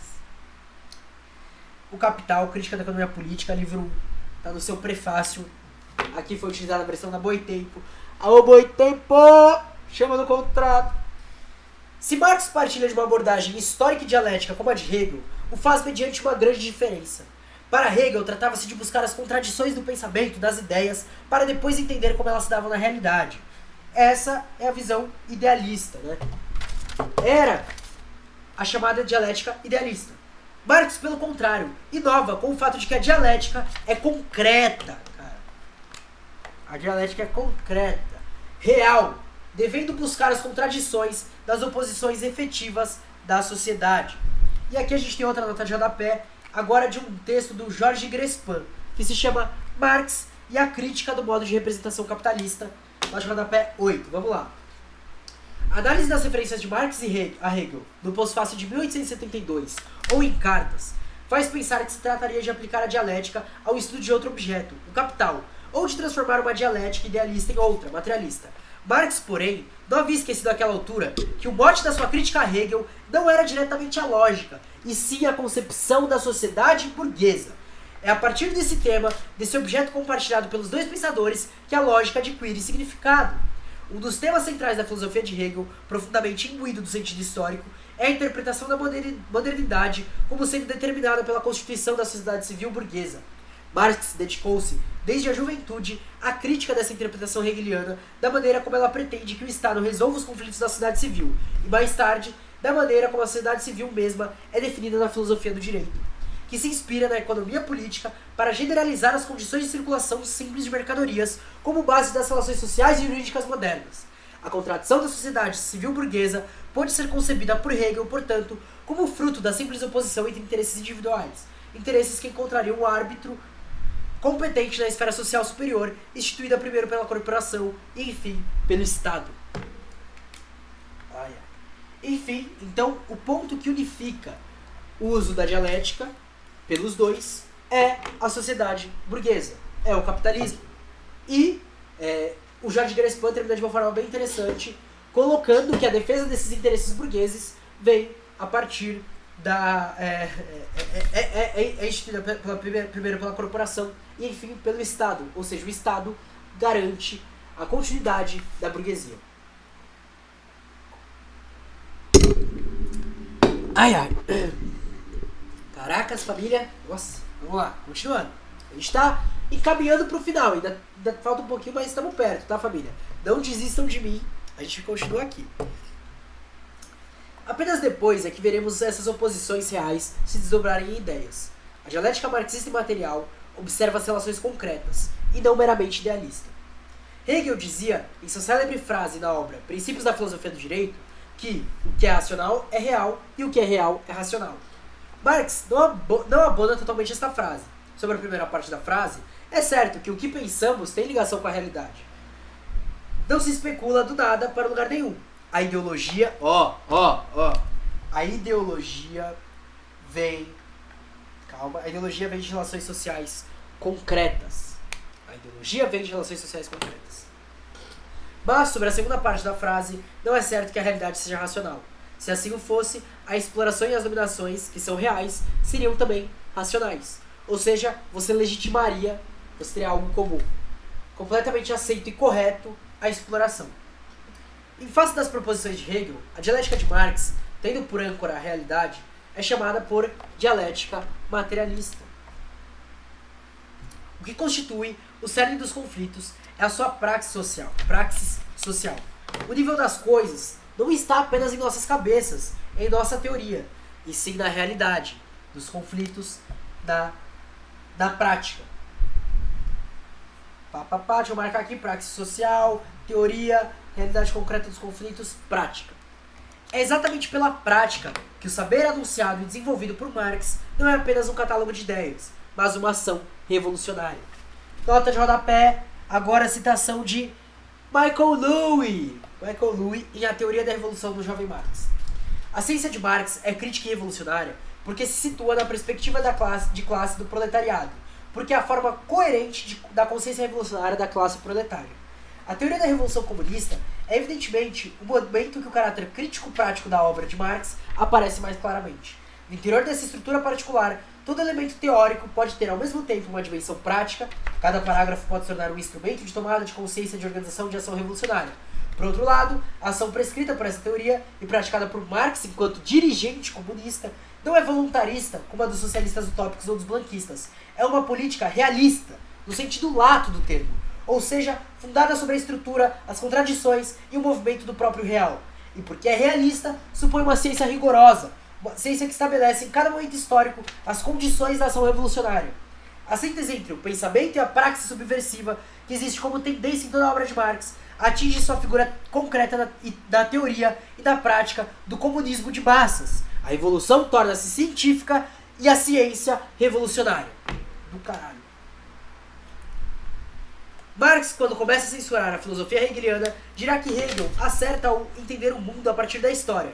E, para tanto, é preciso valer-se da ferramenta da dialética, a partir dos conflitos. Mas dirá que Hegel erra ao dizer que o conflito, primeiramente, aparece no entendimento da razão, para só depois se transformar na realidade. É o contrário. Primeiro está na realidade e é a partir dela que as pessoas o entendem. Daí é preciso, nas palavras de Marx, colocar a dialética com os pés no chão. Eu gosto disso, colocar a dialética com os pés no chão. É muito poético isso. Deixa eu grifar aqui, só pra grifar. Ao contrário de Hegel, cuja dialética e cuja história era idealista. Então, deixa eu grifar de verde. Marx aponta para o materialismo histórico e o materialismo dialético. A palavra materialismo é usada no sentido de... Interessante, definição de materialismo então. Materialismo é usado no sentido de apreensão da materialidade das relações sociais produtivas, diferenciando-se de Hegel. A ciência da história e a dialética têm que partir da realidade. Ô, vento! Meu Deus! Materialismo, colocar a dialética com os pés no chão. Cara, não, de verdade. Vou fazer um filme revolucionário e colocar dialética com os pés no chão. É isso, vou fazer isso. O materialismo no sentido histórico e dialético não é sinônimo de matéria, no sentido físico, químico-físico, e sim das relações sociais em sua concretude, sem ter por lastro ideias metafísicas, sem o idealismo. Não cabe dizer, portanto, que a dialética materialista desconheça as relações espirituais, as ideias e a cultura. E aqui entra um ponto muito importante para nós marxistas, cara. Só o que existe, existe. É isso, cara. Mas aqui entra uma coisa muito importante, família. Que é, o materialismo, a dialética materialista, ela não desconhece as relações espirituais, as ideias e as culturas. É por isso que é importante, e assim, eu acho que é de extrema importância, principalmente para os momentos que a gente está tendo, que a gente valorize das palavras de Gramsci, é que ele vai trabalhar com a palavra... Putz, como é que é a palavra que ele traz? Ele trabalha como folclore. Mas por folclore, e aí tem a citação que ele traz para explicar, ele está trabalhando justamente sobre a questão das expressões culturais existentes nos grupos, das classes subalternas. Porque essas expressões culturais não são negadas pelo marxismo. Inclusive, uma das particularidades tremendas da construção materialista histórico-dialética é a questão de como ela consegue aglutinar essas forças culturais para transformá-las em potenciais revolucionários.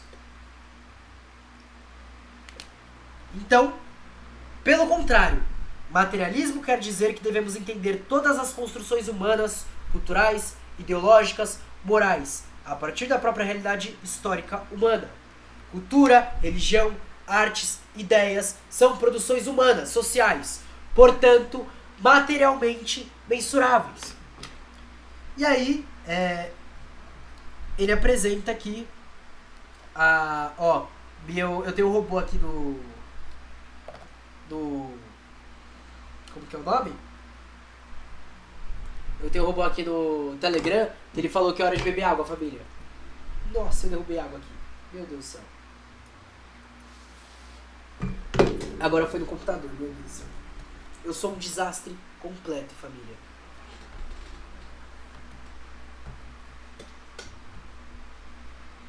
Calma aí. Beleza. Eu bloqueei aqui, só caiu no pad aqui, eu bloqueei ele. Por enquanto. Na hora de fechar eu vejo o que eu faço. Cara, eu sou muito desastrado, tipo, real oficial. Meu Deus do céu.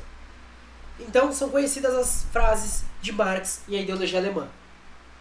O primeiro ato histórico é, portanto, a produção dos meios para a satisfação dessas necessidades. A produção da própria vida material. E esta é, sem dúvida, um ato histórico. Uma condição fundamental de toda a história que ainda hoje, assim como há milhares de anos, tem de ser cumprida diariamente, a cada hora, simplesmente para manter os homens vivos. Totalmente ao contrário da filosofia alemã, que desce do céu à terra, aqui se eleva da terra ao céu. Quer dizer, não se parte daquilo que os homens dizem, imaginam ou representam, tampouco dos homens pensados, imaginados e representados, para, a partir daí, chegar aos homens em carne e osso. Parte-se dos homens realmente ativos, e a partir do seu processo da vida real, expõe-se também o desenvolvimento dos reflexos ideológicos e dos ecos desse processo de vida. Não é a consciência que determina a vida, mas a vida que determina a consciência. Salve, salve, estagiário! Seja bem-vindo, camarada! Muito bom ter você aqui, parceiro. Suave? Eu acabei de derrubar a água do PC, mas tá tudo certo. Tá tudo tranquilo. Galera, a gente já tá partindo pro final já do texto. Então, aproveitar agora, galera, que não segue aqui da Twitch, siga a gente na Twitch. Galera que ouvi no YouTube, siga a gente no YouTube. Daqui a pouco eu dou os recados finais, porque ainda tem mais coisa para ler aqui. A gente já está encerrando o que é dialética, o que é materialismo histórico dialético. E eu tô gostando dessa definição aqui, das definições que o Alisson está trazendo. Tô achando bem interessante mesmo. Das perspectivas dialéticas, a história está mergulhada nas vastas séries de relações sociais, vinculadas a todas as suas circunstâncias econômicas, crenças e valores, e etc. Daí a análise da totalidade dessas relações. Análise da totalidade. Em Hegel, a totalidade dialética é genérica, uma reunião de fatos, eventos e relações. Em Marx, ao contrário, a totalidade dialética despontará como totalidade estruturada. A cada tempo histórico, suas relações de produção... eu amo essa definição aqui, Só temos que ter cuidado com os eletrônicos em geral ao beber água, de fato. Porque assim, eu tô louco pra... Aqui.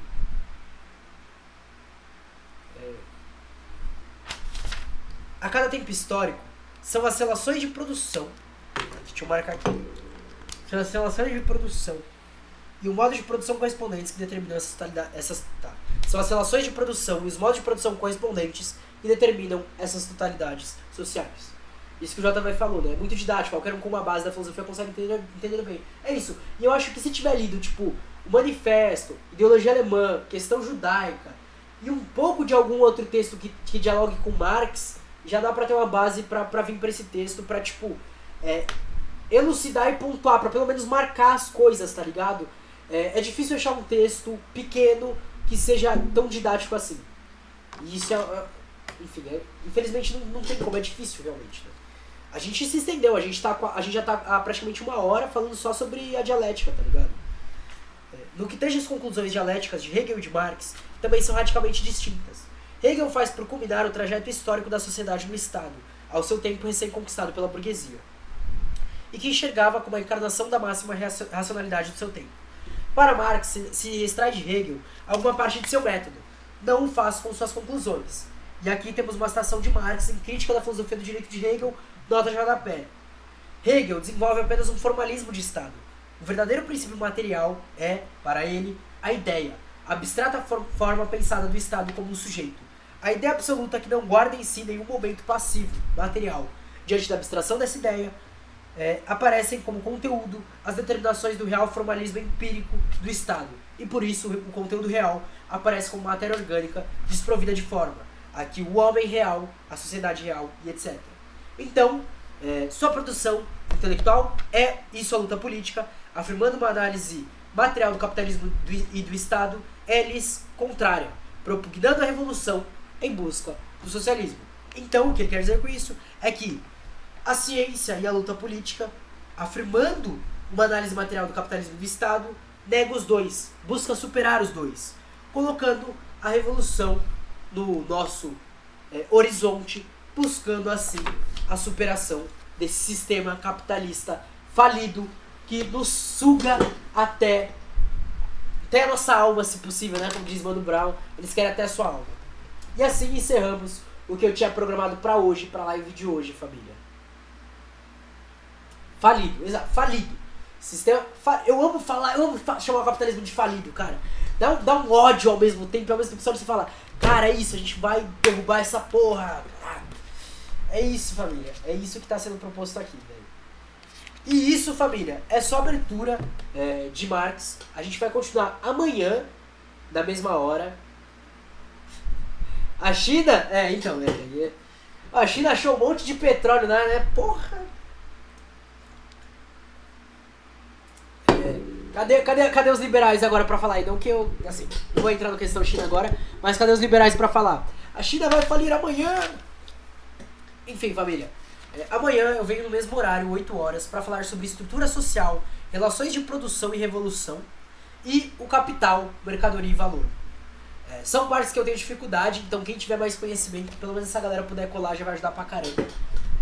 Enfim, eu gostei bastante de trabalhar com esse texto. Eu tô gostando muito desse livro. Não saiu ainda, família. Eu acho que eu vou fazer raid pra alguém daqui a alguns minutinhos. Não sei quem tá online ainda. Só o Calheiros tá online e o Casimito. Amanhã 10h30 eu falei isso da China. Então, queria dar aquele último recado pra galera da live e também pra galera do YouTube que for assistir depois. É isso, então já... Não, é isso. Ele tá fazendo o Flamengo. Ah, Flamengo é verdade. Eu fico muito feliz, pelo menos a galera que tá ouvindo, família. Quem manda pro Calheiros? Beleza, vou mandar pro Calheiros. Então, quem aqui tiver... não seguir ainda a gente na Twitch, segue. Se usar Amazon Prime e puder se inscrever, vai ajudar pra caramba. E aí, também queria lembrar de seguir as redes sociais, @morcego_marcos_.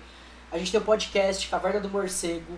E tem o Apoia-se, apoia.se /Caverna Morcego e o Pix, mpbl97531@gmail.com. Tela da locadora. Seria legal em live fazer uns exercícios de aplicação do materialismo histórico dialético em alguns casos aleatórios. É uma ideia interessante. Mês que vem a gente vai vir com várias coisas novas e uma dessas coisas vai ser aí, então já vou colocar aqui na lista, já vou anotar porque tem muita coisa da hora pra vir. O Yeri, muito obrigado pela inscrição com o Prime, camarada, seja bem-vindo à caverna, seja, né, feliz com geral, feliz que colou muita gente, família. Muito honrado com isso. Quem não pegou o Drive, amanhã eu vou disponibilizar de novo em live, tá, família? Então fiquem suave que a gente vai estar sempre discutindo. Agora, deixa eu pegar aqui o Calheiros, fazer a raid pro Orlando Calheiros, galera. Orlando Calheiros, que é um camarada brabíssimo. Então, quem puder ficar, só pra pelo menos chegar lá e falar, raid da caverna, o raid do morcego, raid dos morceguetes, raid da galera do morcego aí. Só pra dar uma movimentada lá pra ele olhar e falar, ó, esse cara aqui tá fazendo live, pá, não sei o que. E é isso, galera. Eu queria agradecer, então, geral. Eu vou só colocar a tela de fim, colocar uma musiquinha enquanto a raid acontece, tá? Raid da caverna. É isso, fechou, família? Até amanhã. É isso, eu espero que mais gente venha colando. E não só aqui assistindo a live, mas participando fazendo... E aí? Bom, vocês que decidem, coloquem os dois. Vai estar Caverna Morcego, a galera vai entender. É isso. Mais gente venha gravar com a gente também, tá? Então até mais, família. Até amanhã. Fiquem na paz de Marx.